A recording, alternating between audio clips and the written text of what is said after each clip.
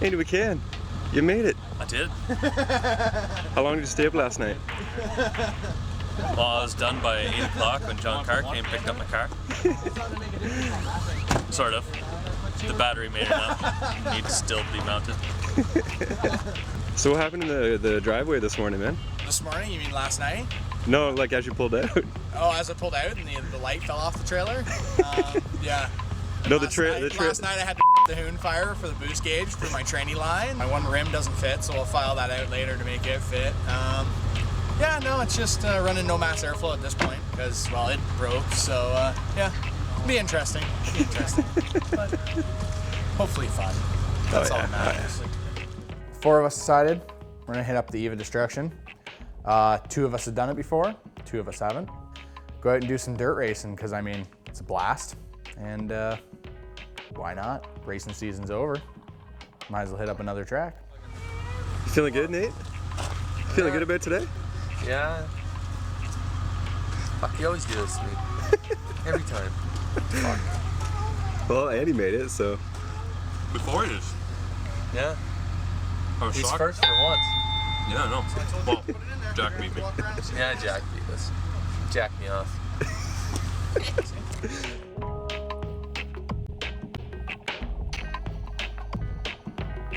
Fucking mint. She's mint pie. This thing's straight out of Lakefield. Look at it, some bullet holes in it and we'd be good to go.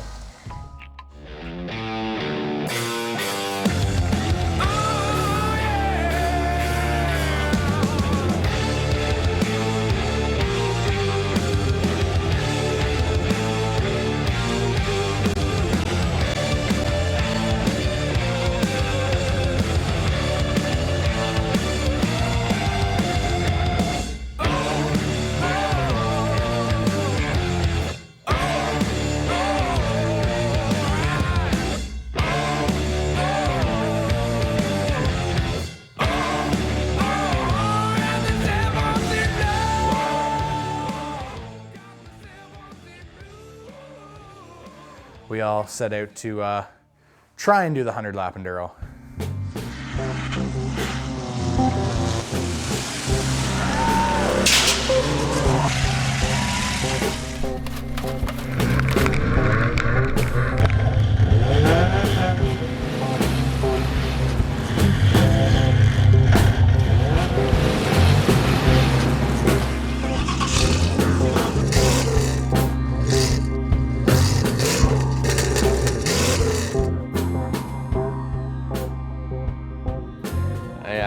Got an 07 G5. I don't know, what do you want me to say?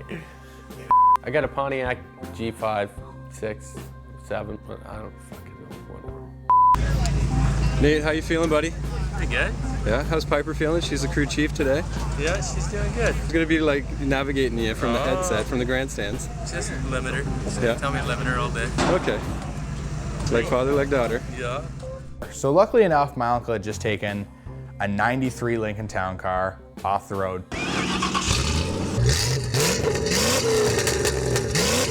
Knew nothing about them, rear-wheel drive, V8, nothing. Nothing of my Ford, nothing of my normal. If it's a giant freaking boat, yeah, it just sucked. Out in a blaze of glory. Yeah, it's dead today. Whatever events we can put it in, whatever we can do with it, it's gotta die today. There's no ifs, ands, and buts. This thing is not a keeper. So what's the weapon of choice? I'm driving a 97 Toyota Camry with a 4-cylinder. I picked the Toyota Camry because it was a well-known derby car, so it would be strong. What's the best part about this car, you think? It's still sort of solid. Tyler, out of the goodness of his heart, finds me a pure stock for fun car that was written off by Jack Hanna, and then Feeney fixes it up and he sells it to me. So we went and picked that up. And now I'm stuck with this tiny Honda Civic that is literally like the smallest car on the track. It's not like we're all coming into this with a lot of dough, so we're trying to find the cheapest cars possible that have the most work done to them. So this one already had a full roll cage.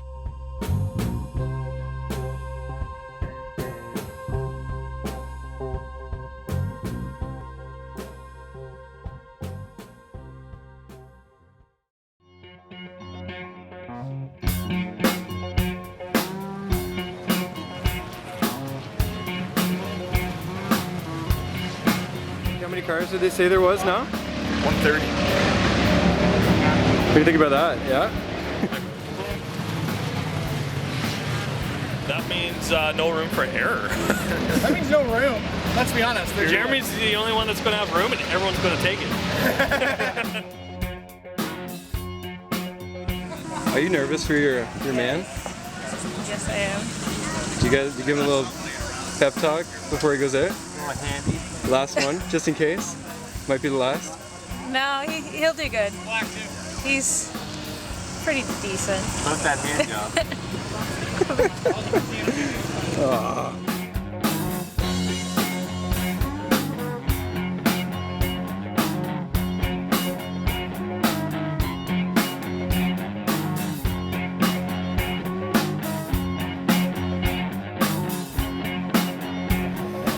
Hey Ty, what's the problem, buddy? I don't know. It's a Ford.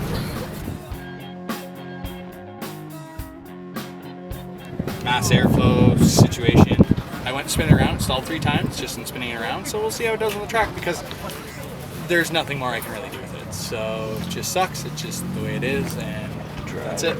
Just drive it, yeah. Drive it like you stole. If I get 5 laps, I get 5 laps.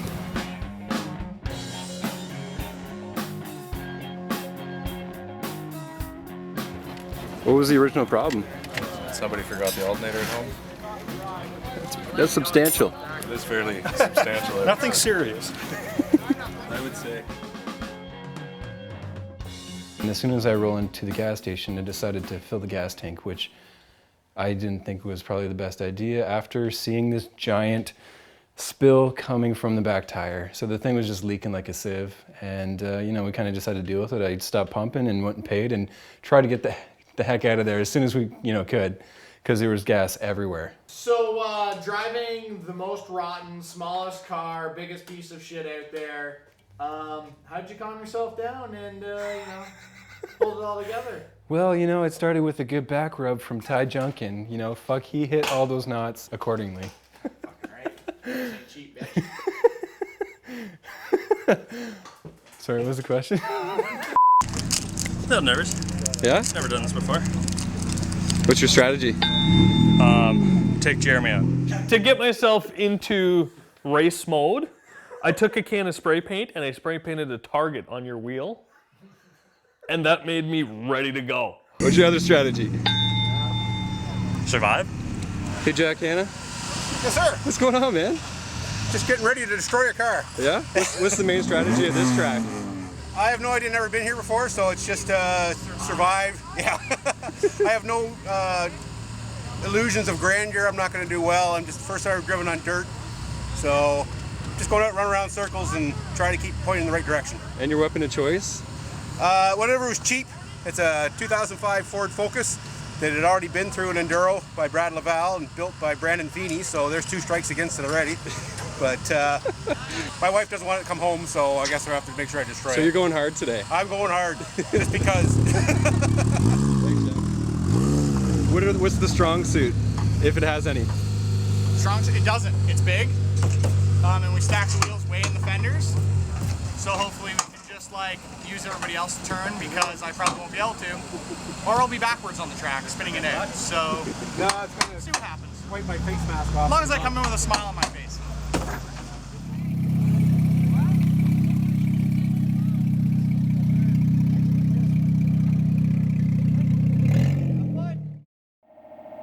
It's my first big endurance race, and I was pretty worked up. The nerves were definitely, peaking.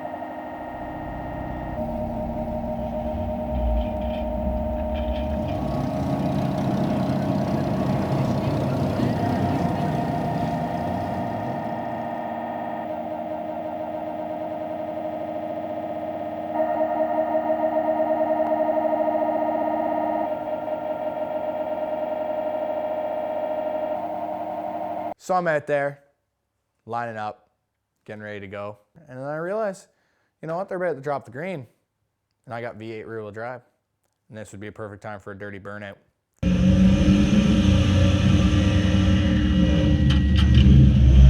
And I guess the people behind me weren't very happy because they couldn't see for the first little bit. It was kind of alarming to start the race with a giant smoke cloud in front of me because I couldn't see anything.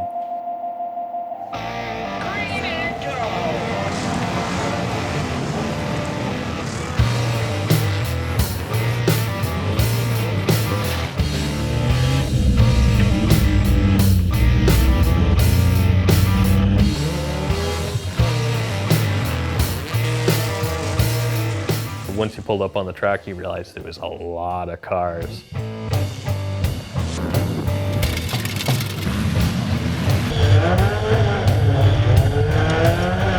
You guys say first lap? Like, I didn't even make the first lap before I was like spun out and facing the entire field.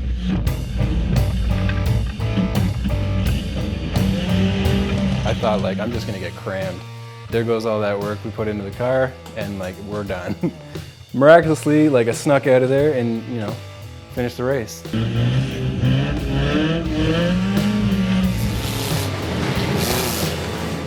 On the track, the beginning, it was sort of get my grounds on how to run the dirt, because I've never run dirt before. I've steadily got a little more aggressive and a little more rammy, and I like to keep nice and tight to this fucking toothpaste colored Civic, because it was in my way. The track was so bumpy, like the suspension was just like flapping around, and it's a miracle that anybody's like shit stayed together on that track and didn't fly apart, right?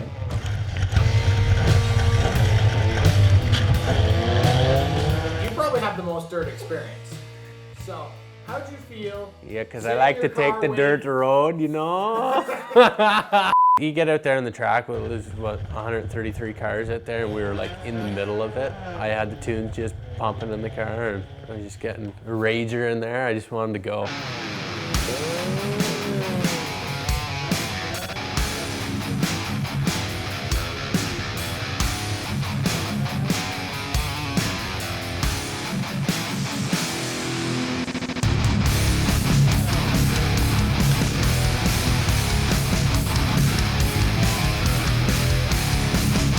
The big car was kind of fun because, I mean, people spun out in front of you, you really didn't have to care.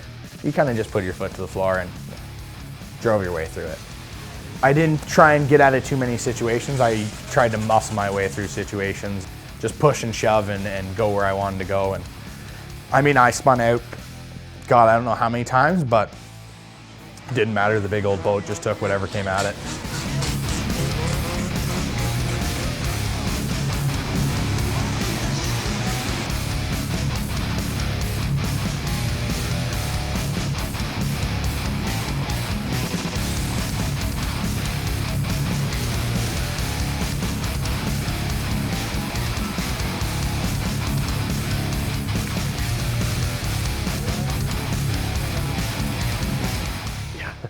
Then they wet the track, and there was no need for the gas pedal, really. You either hammer down and can't turn, or you just sort of putt along and putt your way through the track and actually handle a little. When they wetted down the track, it was obviously kind of dicey. Way back, Tyler, you know, told me not to get into ice racing. And I feel like this time it finally, you know, came in handy. That big fee I paid for that one weekend of ice racing, it finally paid off.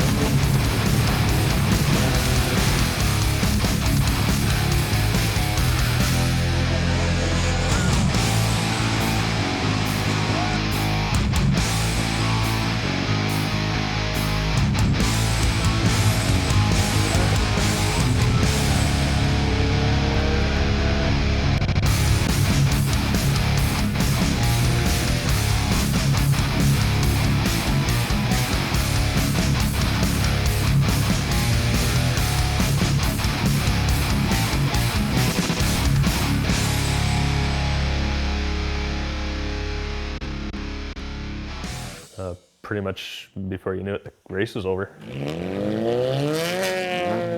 I would do it again. This is, I think, my 5th or 6th year doing the Brighton Enduro. It's a stress reliever. It's great. Definitely do this again. Try and do as much as I can. The only thing that broke on the car was I lost the tread off the right front tire. I honestly can't wait till next year because that was the most fun I've had in a really long time.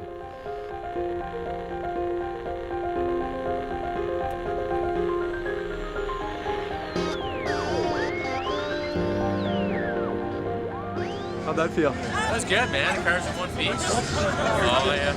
Had to fix it, take it to the autumn color classic for next week. How'd you make out, Jack? I have no idea, but it was fun. I'll give you a deal on that car, buddy. She's still mint.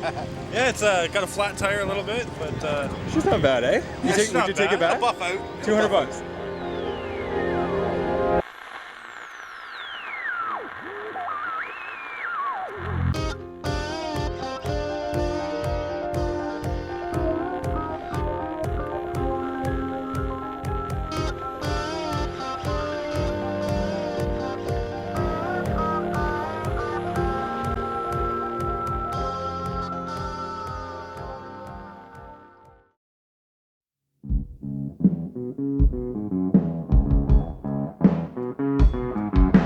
I hear a lot of people saying the blues, but I'm gonna tell you what the blues is.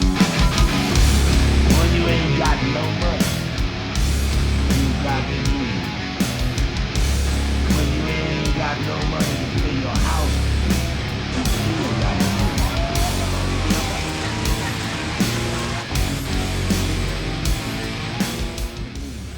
blues. So what's the long jump all about? Virtually longest distance traveled in the air.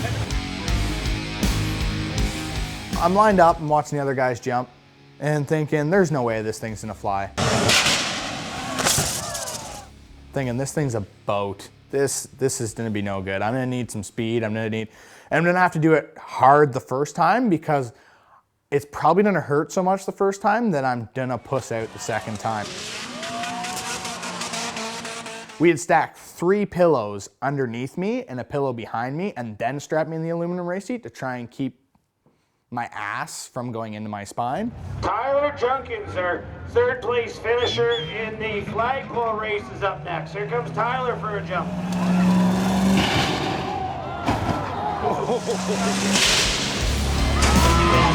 Put the thing to the floor.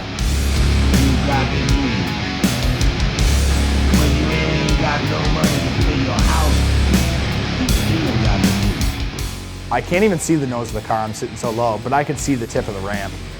And I just kind of went, I'm a fucking idiot.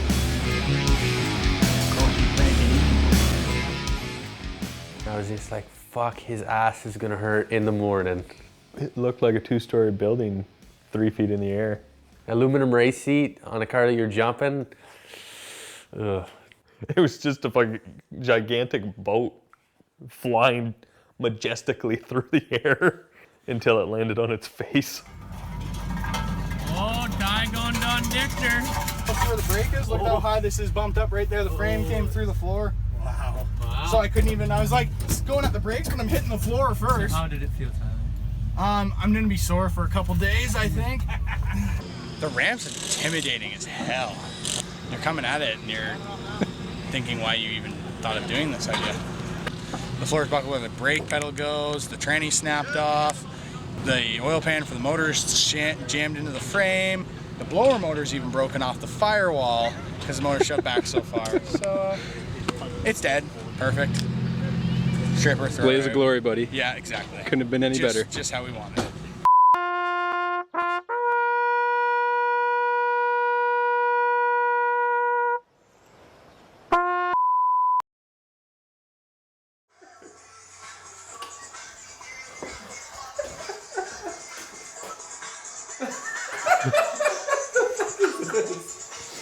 Is this from here?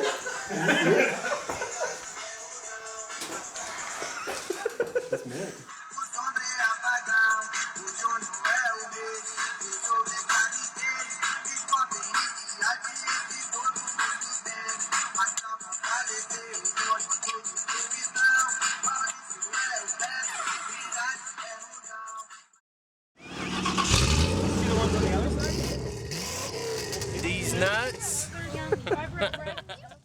underneath me and a pillow behind me, and then strapped me in the aluminum race seat to try and keep These nuts. from going into my spine. Came through the floor. Wow. So I couldn't even, I was like going at the brakes when I'm hitting These nuts. Flying majestically through the air until it landed on. These nuts. I was a little nervous. It always happens. Like, fuck. I decided not to go help Tyler. I was being very specific with the time I had. You know, I went and helped Nate because he, you know, gave me those puppy dog eyes, and I couldn't help resist helping him. And then I heard Andy was obviously falling very far behind in his build, so I went and welded. These nuts. So what was going through your mind as you were lining up for the race, being in the middle of the pack, and you know, how did that change after your first, you know, little swan song with somebody else? Swan song was something else. Trying to fucking spice it up here. What was your personal strategy in, you know, trying to keep your team band together? I'm glad you asked, Tyler. Great question. No problem. I fucking can read a script pretty fucking good. Fucking put him back on the fucking name. Your first swan song. Yeah, how'd you feel after the first fucking little fender bender, the little ding? Did it fucking fire you up? What ding? The fucking somebody slam into you, shove you. Did that fucking fire you up? I don't remember. Okay, fine, fuck you then. That question's gone. Oh, you don't need the 17s on it for you. Is that it? Is there anything else? No, there's fucking tons more, but I'm waiting for fucking Mo and Larry back there to shut the fuck up. Jeremy, on an average, how many dick pics have you ever sent to women? Well, you know, if you want to talk averages. Any moments that stick out in your mind while you were racing around? The fuck kind of question is that? Ask me the question again. Is there any memorable moments while you were racing? Yeah, every time I passed you fuckers. You're off the hook. I'm off the hook. You're off the hook, man. We're done. The hook is done. The hook is over. The hook and cooking. I would like to vouch that I will jump next year. Oh yeah? On camera. I'm still rolling. Did you keep it? Yeah, that's fine. Did you keep